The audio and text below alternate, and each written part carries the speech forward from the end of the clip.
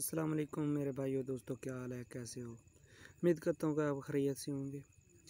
तो आज हम पढ़ेंगे उर्दू कवायद निशाया परदाजी।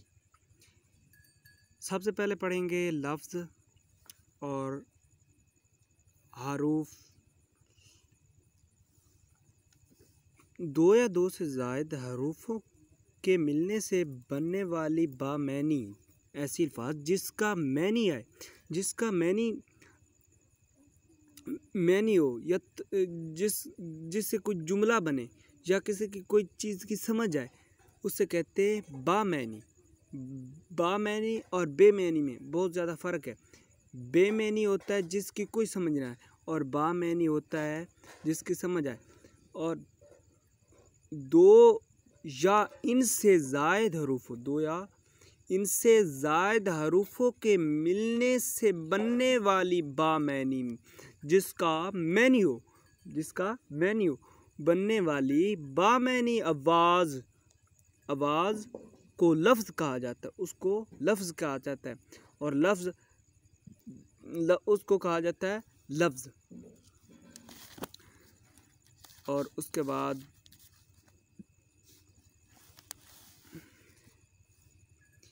आवाज़ को लफ्ज़ कहा जाता है। दो या दो से ज़ायद, तकरीबन एक या दो से ज़ायद अल्फाज लफ्ज़ कहलाते हैं। एक से ज़ायद और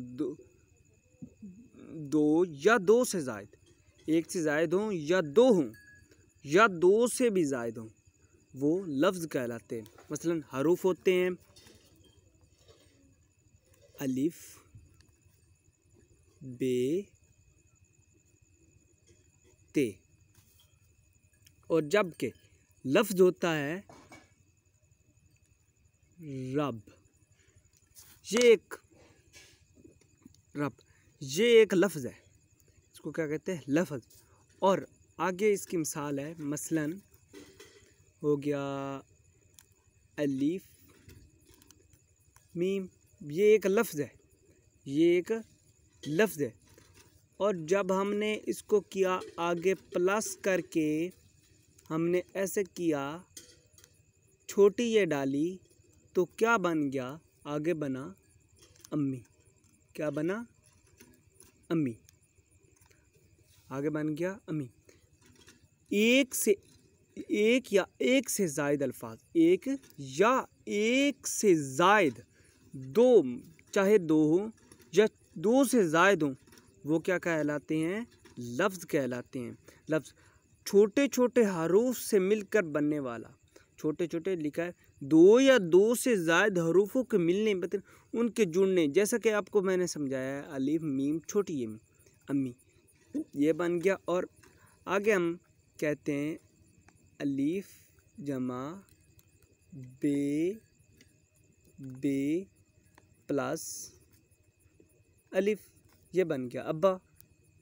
अब देखो ये बन गया है अब्बा, ये बन गया अब्बा।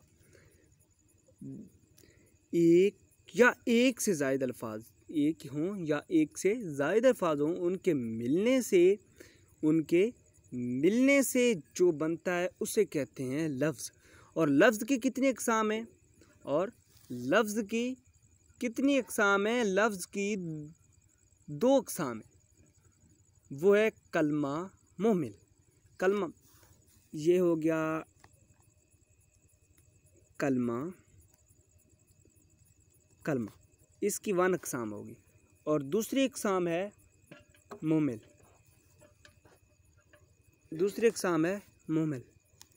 ये होगी प्लस इसकी दूसरी अक़साम, वो होगी मोमिल।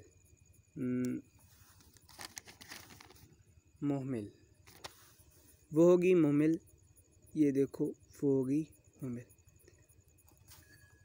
दो अक़साम है, इनकी अब मैं तारीफ़ बताऊंगा आपको, और उसके बाद आपको बताऊंगा ये कैसे कैसे, कहाँ किस जगह के इस्तेमाल है। मोमिल की कोई आगे अक़साम नहीं, आगे कलमा की अक़साम है, मोमिल की अक़साम नहीं। मोमिल ख़त्म हो गया जब इसका कोई, मोमिल कलमा का मैनी है ऐसे हरूफ जिनका मैनी मालूम हो और ऐसे हरूफ जिनका मैनी ना मालूम हो, मैनी ना मालूम हो मुहम्मल कहलाता है। अब देखते हैं हम मुहम्मल क्या होता है। वो अल्फाज जिनका मतलब समझ में आ जाए वो कहते हैं वो अल्फाज। ये हो गया कलमा, ये बनेगा कलमा। वो अल्फाज जिनका मैनी समझ में आ जाए, समझ में आ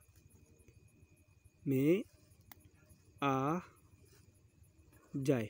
अब मैं थोड़ा सा, एक हाथ में मोबाइल है इस वजह से मैं थोड़ा सा इम्पोर्टेंट लिख रहे हैं, नहीं तो इंशाल्लाह सुबह हम इसकी आगे पढ़ेंगे, इसकी किस्में कलमा की आगे। ऐसा कलमा मतलब वो अल्फाज जिनका मैनी समझ आए, और मोमिल है वो अल्फाज। मोमिल हो गया, ये हो गया मोमिल। वो अल्फाज जिनका मैनी समझ में ना आए, समझ में ना आए, वो क्या कहलाता है? वो कहलाता है मुहम्मल। वो मुहम्मल कहलाता है। अब मैं इनकी आपको मिसाल दूंगा, कलमा क्या होता है और मुहम्मल क्या होता है।